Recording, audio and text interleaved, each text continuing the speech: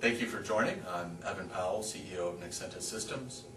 And at Nexenta, we always say it takes a community for open storage to really happen. So I'm extremely happy to be here with Collin from Solution Oriented, one of our valued VMware oriented partners. So Collin, take it away. I think Collin's going to talk about unified storage and how NexentaStor helps address the complexity of today's enterprise and data center environments. That's right, Evan. You know, we talked about the VMware use case and how block level and file level storage can be utilized in order to meet a customer's high availability and business continuity, disaster recovery concerns. And we touched on the somewhat alphabet soup of protocols associated with the evolution of virtualization and shared storage, fiber channel, iSCSI, Ethernet, gigabit, 10 gigabit Ethernet, and you know, the common practice in the early years, of course, was to have the storage silos, where you'd have, if you had need for file system storage, CIFS for Microsoft or NFS for Unix or VMware, you know, that introduced a file layer into your network, and maybe that was gigabit Ethernet, and then maybe you need block level storage. That introduced yet another silo storage, the fiber channel SAN, with a brand new networking protocol with new HBAs and new zoning and network administrative overhead, but that answered some block level requirements for shared storage. And then the IP SAN came on the scene in order to generate a lower cost way to get block level storage over a network by removing the reliance on fiber channel in order to deliver block level standard storage more cost effectively, removing the dependency of fiber channel drives, and we can use something a little more down to earth like SAS and SCSI and SATA. Then NexentaStor comes on the scene with ZFS and you know, awesome file integrity, easy disaster recovery methodology with continuous data protection and easy replication and integration with VMware and with the VM data center product. How's that solving this this alphabet soup? Well, one of the nice things about NexentaStor is, as you know, the business model and the hardware independence promotes freedom, but also the technology itself. So, as we were discussing earlier, if you drop in true NexentaStor unified storage in here, then you, as the IT team, the storage administrator, or the application administrator, for that matter, can now have probably an HA pair of NexentaStor instances running there and abstracting away the underlying disk technologies from the protocols out the front. So the benefits are, of course, with NexentaStor's significant savings, but perhaps more importantly, flexibility. Right. So if you're an application user and you want to stand up more VMware via NFS, you can do that much more easily now when you have a flexible infrastructure underneath.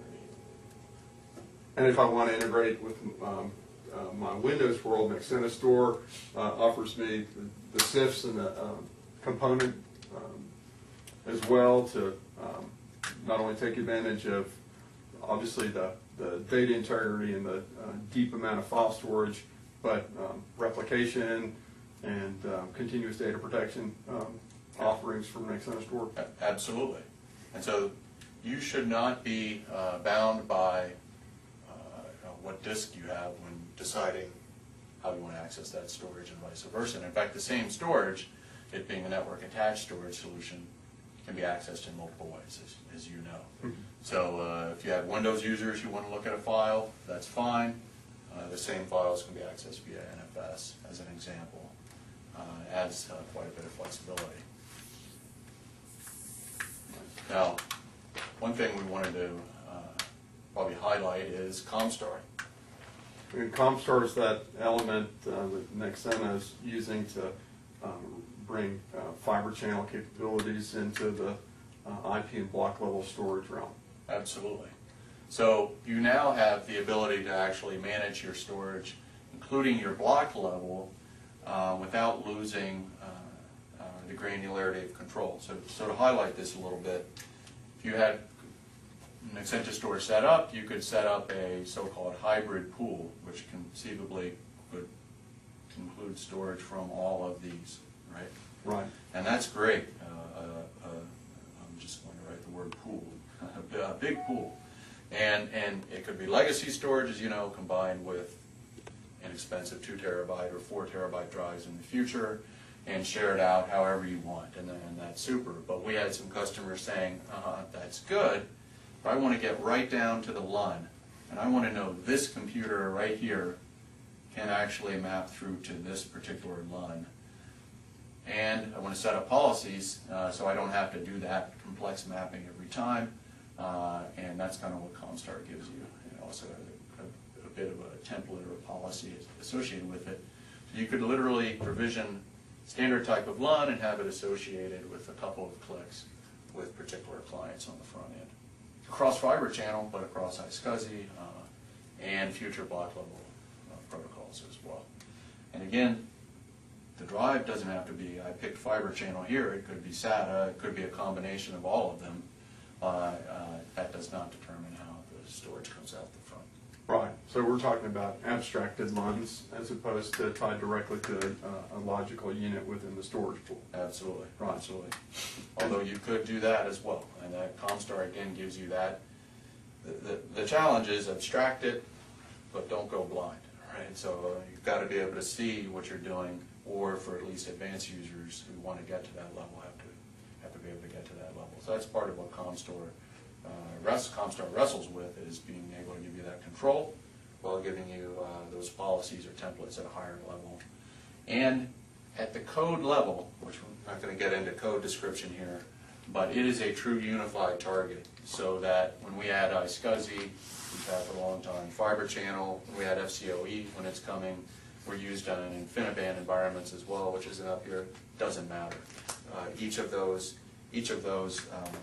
protocols is essentially another driver, if you will. It's another module for ComStar. So it's a very, very flexible infrastructure for our future and for our users as well. And each of these inherit the attributes of ZFS, this ability to pool, protect data integrity, at differing array levels, and the unique caching architecture that ZFS brings to the table too in terms of performance. Exactly. This is again our legacy. If it takes a team, it takes a community to kind of build an open storage movement. It also takes the right team, and so we have some of the early leaders in integrating ComStar and ZFS together, working with Nexenta, and so we were the first to have a commercial offering available that did tie ZFS and ComStar together at the most basic level. So in a nutshell, NexentaStor really ties all this storage together, giving you the freedom to choose between your storage protocols, whether it's network-based or block-based, iSCSI, fiber channel, CIFS, NFS, or whatever they think of next. And ComStor's tying all that together. Absolutely. You've got it. Great. I'm Collin MacMillan with Solution Oriented. I'm Evan Powell from Nexenta Systems, and thank you again for your attention.